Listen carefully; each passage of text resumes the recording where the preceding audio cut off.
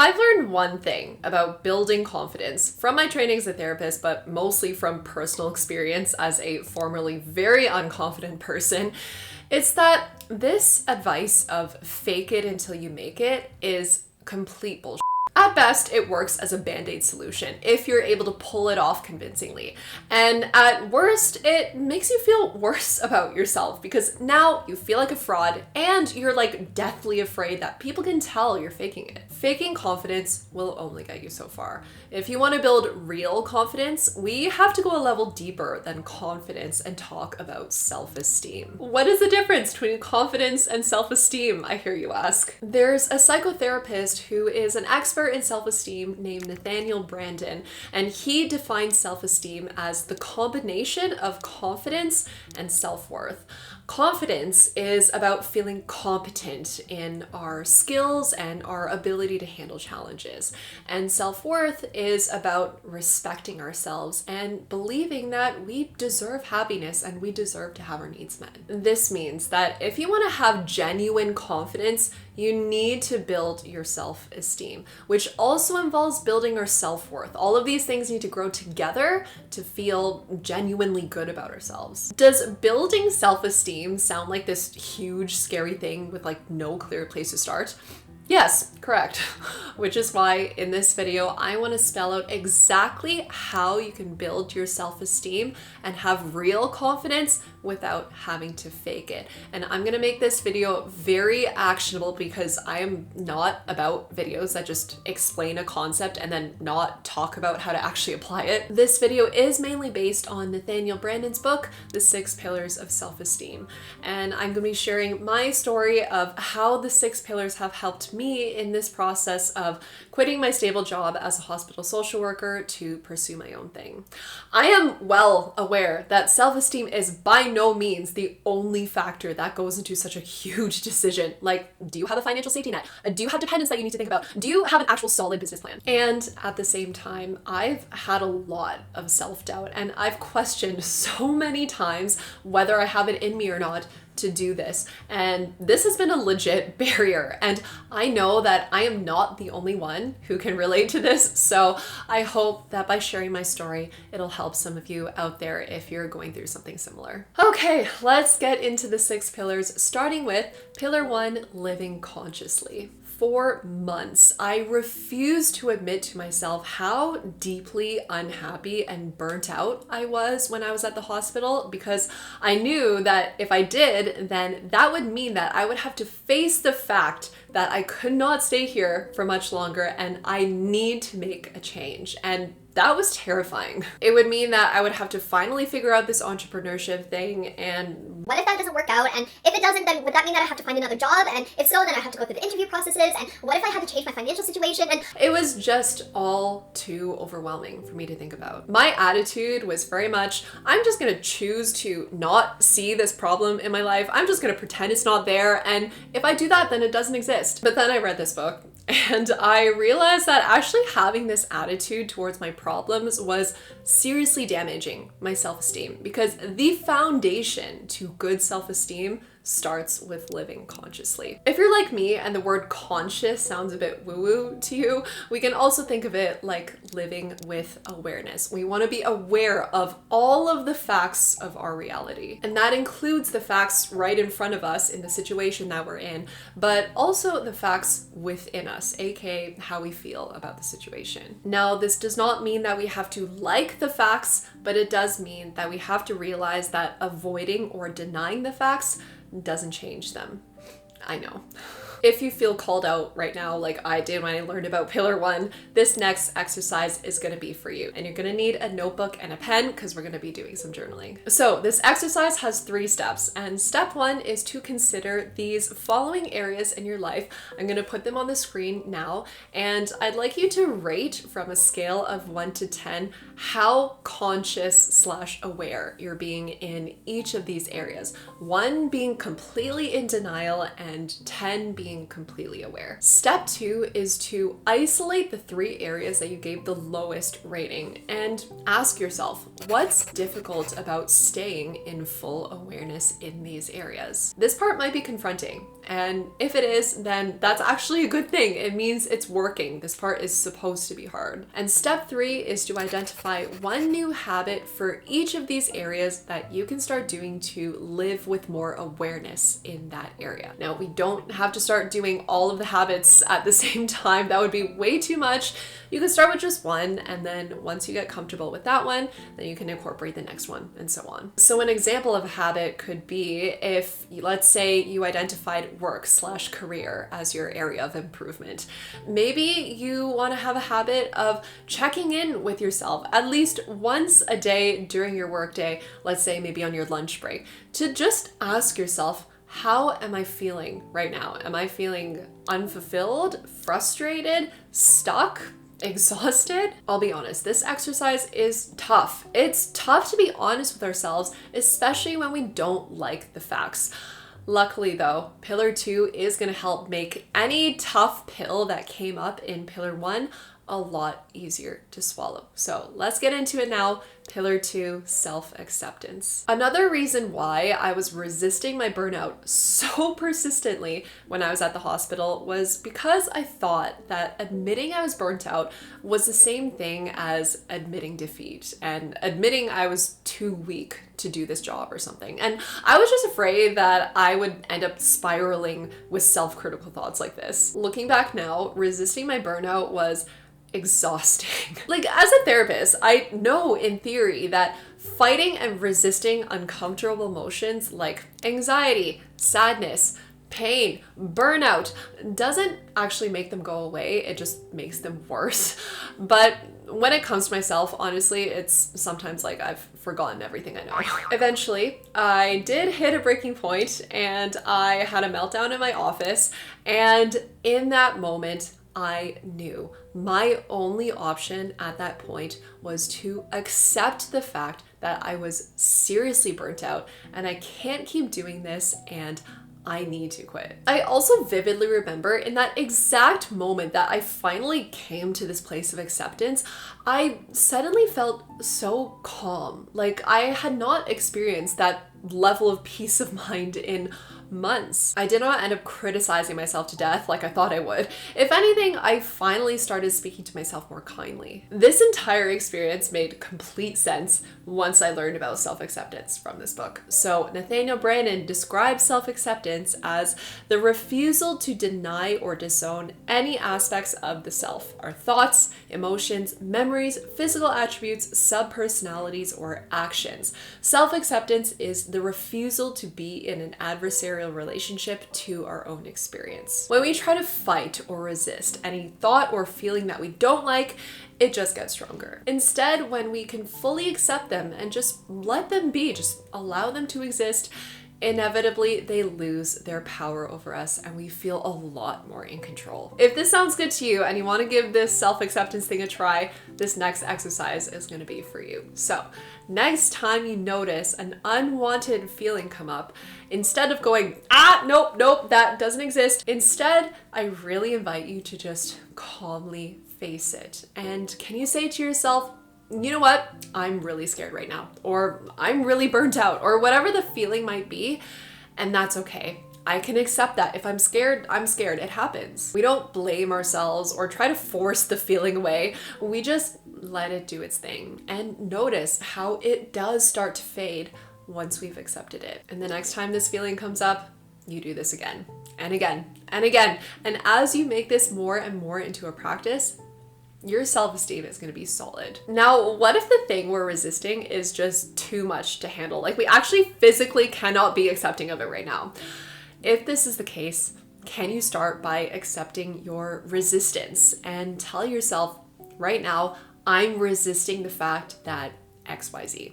And that's okay. I can accept that. And if that feels more manageable, great, let's start there, because resistance is another one of those feelings that loses its grip once you've accepted it. Now, accepting our feelings is one thing. Accepting our bodies and our physical appearance is another.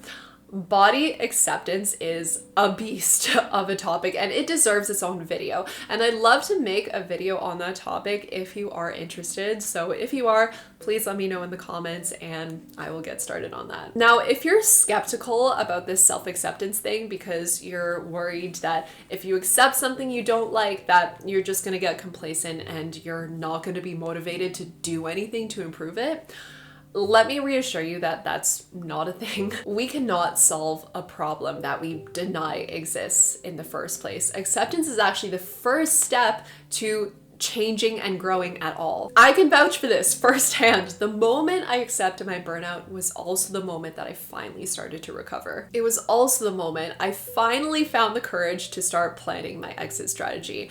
And this is finally where it starts to get fun. Personally, I do not find pillars 1 and 2 fun. Like, they're necessary, but I would not particularly call them a good time. Pillar 3 is finally where it starts to get fun, I promise. So let's get into it now. Self-responsibility. If I am miserable at my job, I have no one to blame except myself. I can't blame my boss. I can't blame that coworker I cannot stand. I am the one who has willingly chosen to stay in this job day in and day out, despite how much I dislike it, and I have to own that decision. This is a realization that I had along with my meltdown in my office, and strangely enough, it made me feel better about myself than I had felt in months. And at first I didn't really understand why, because it sounds harsh, like it sounds very self-blaming. But when I read about self-responsibility in this book, it finally made sense. According to Nathaniel Branden, self-responsibility involves realizing that you are responsible for your choices, your actions, your happiness, and your life. And I was not taking responsibility for any of those things when I was in complaining mode, complaining about this job, my boss, my coworkers. It was very ugly behavior. By blaming them for my unhappiness, I was giving my power away to them. But once I had this realization that I am the only one to blame for my own unhappiness, I was taking my power back. And that's why that realization felt so empowering. Amidst all of my complaining, I forgot that I do have agency. And if I don't like it here, I don't have to stay here. I can do something about it. The moment I took matters into my own hands and I started changing my circumstances instead of just passively accepting them, I immediately felt so much more in control and so much more confident in myself, dare I say. I want you to experience the power of self-responsibility. It is truly a game changer, so I really hope that you give this self-responsibility exercise a try. It's going to look very similar to the exercise from Pillar 1, Living Consciously, because self-responsibility is also another one of those things where a lot of the times we're better at it in certain areas of our life than we are in others. So again, step 1 is to take a look at this list of life areas and to rate on a scale of 1 to 10 how much responsibility you're taking in each area. 1 being no responsibility at all, and 10 being full responsibility. And step 2, again, is to isolate the 3 areas that you gave the lowest rating. And step 3 is to answer the journaling prompt, what is one thing I can do to take more responsibility in this area? And the most important part is to follow through on that thing that you've written down. We need to take action to take responsibility for our lives. So for example, let's say that we've identified work/career as our area we could take more responsibility. Maybe our action is to change our attitude towards our job. Thinking is an action too. So maybe instead of focusing on all the things to complain about, we choose to instead focus on the ways that this job is helping us to fulfill our goal in some way, even if it's indirect. Or maybe you're like, you know what? Changing my attitude is not gonna cut it. I actually have to change my physical environment if I want to take full responsibility for my life. And that means I have to go elsewhere. If the thought of doing the thing you wrote down terrifies you because you know it means maybe disappointing a few people along the way, then the next pillar is going to be for you, and that is self-assertiveness. One of the biggest challenges I faced when I chose to quit my job to pursue my own thing was the havoc that occurred in my relationship with my parents, who did not approve of my decision. I don't blame them. Self-employment and content creation are not approved Asian careers, and I understand why they were more concerned that I have a stable job than they were about how said job was impacting my mental health. Like, they're Asian immigrants. I wouldn't expect anything different from them. It's just that I don't share in these same priorities. But even so, I did question myself and whether I was being selfish. My parents had worked for decades to provide what I have so that I could have this stable job in the first place. Was I just throwing all of their hard work down the drain? Was I being ungrateful? Despite all of this turmoil, my ultimate decision was still to put myself first, even if it meant disappointing my parents. I would rather deal with the guilt of that decision than sacrifice my life aspirations to please them. This guilt was really not fun to deal with.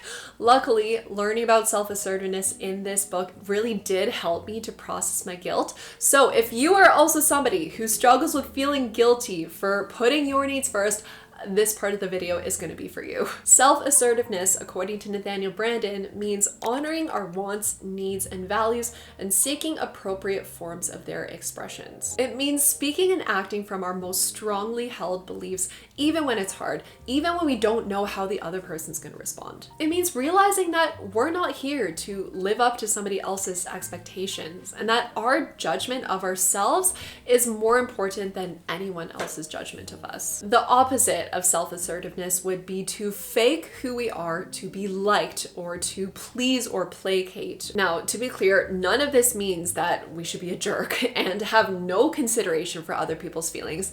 Instead, it means we need to learn how to give in relationships in a way that doesn't involve betraying or abandoning ourselves. And this is a constant balance that we continually need to work on. Now, if you also struggle with self-assertiveness, you might also relate to questioning whether your wants and needs are important and whether you deserve to have them met at all. If this is the case, then the single best thing that you can do to build up that belief that you are worthy and deserving is to assert your needs. Ask for them, go after them, stand up for them. And the action step for Pillar 4 is going to help us to do just that. So it starts with a journaling prompt, which is, what can I do to live 5% more self-assertively? And again, the most important part is to follow through on the thing that you wrote down, whether that is to speak up or to say no or to confront that person who stepped our boundary or to start our business plan. Taking action is the only way that we're going to bring our wants and needs to life. If your want or need is a more big involved goal with multiple steps, Pillar 5 is going to help give us the confidence to take it on. So let's get into it. Living purposefully. There were a few months when I was working at the hospital where I already knew I needed to leave, but I was not actively doing anything to actually leave. I was scared. There were so many unknowns, and even though I was unhappy here, at least it was an unhappiness I was familiar with. But I really was not proud that I was letting this fear get the best of me. After my meltdown in my office and, all the epiphanies that came along with that, I finally started making an actual plan to leave. And I specifically remember as soon as I started doing that, night and day. It was like my life force came back. Now that I've learned about living purposefully from this book, I see why I felt so bad about myself when I had no goals and I was just floating along, letting fear take over. And I can also see why I instantly felt so much better about myself as soon as I gave myself a goal to work towards. Nathaniel Branden says that to live purposefully is to use our powers for the attainment of goals we have selected. completed. Whether that is the goal of getting a degree or starting a business or maintaining a healthy relationship or raising a family. It's hard to feel good about ourselves when we're not actively working towards something that we really care about. Now, before we go any further, I have a very important PSA for anyone who is like me and who also defines their self-worth as a person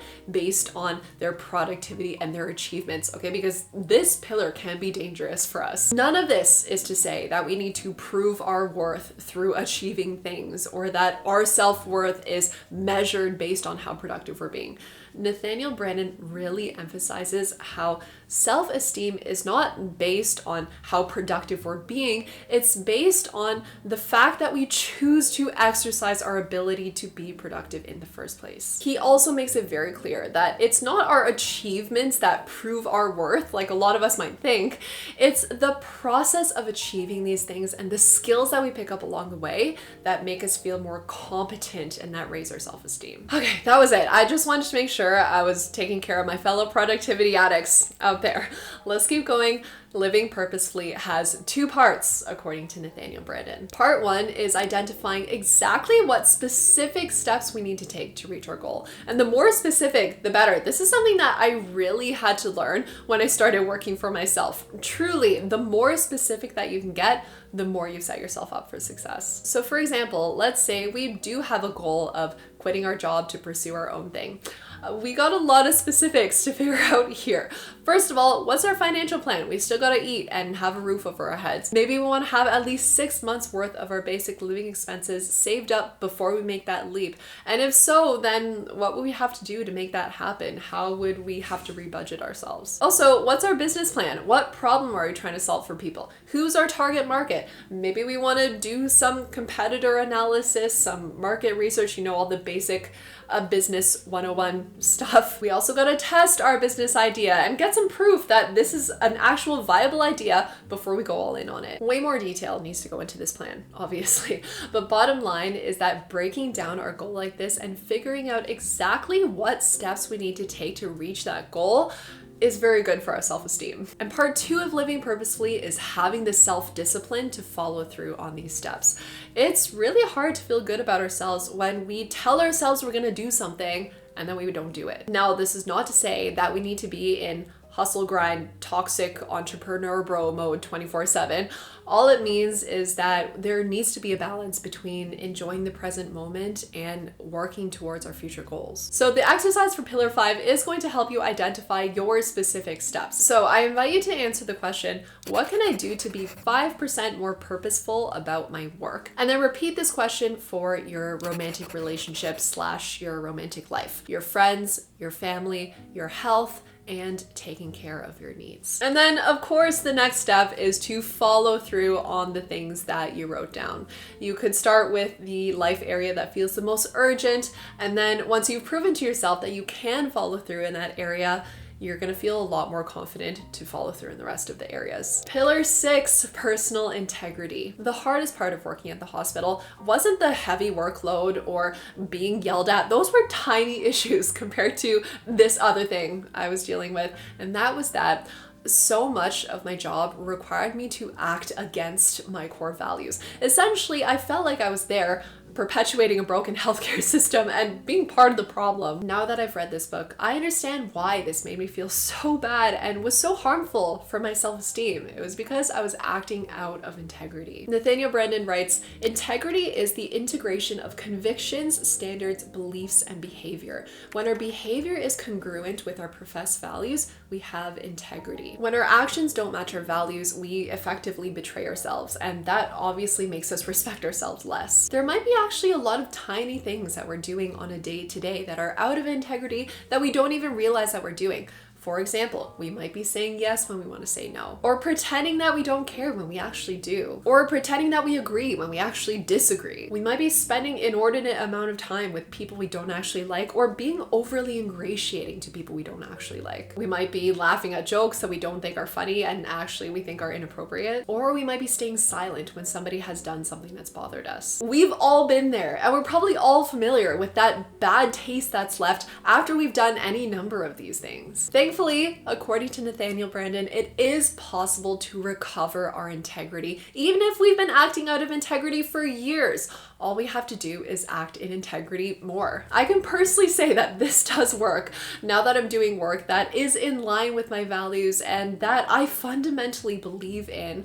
I have repaired that damage that I did to my self-esteem, and I just feel so much better about myself. So this next exercise is going to help you to practice more personal integrity, and you've already guessed it, it's going to be a journaling exercise. The first journaling prompt is, what area or areas of your life do you find it the most difficult to be in full integrity? Is it your work, your romantic relationships, your friendships? The next journaling prompt is, what stands in my way of being in full integrity in this area or areas? Maybe it's a fear of failure or a fear of rejection. These are such common fears, and it's kind of ironic because actually by acting out of integrity, we're essentially already failing ourselves and rejecting ourselves, and we deserve better treatment from ourselves than that. We deserve to express our full authentic selves in every area of our lives. And the final journaling prompt is, if I were to bring 5% more integrity to this area or these areas of my life,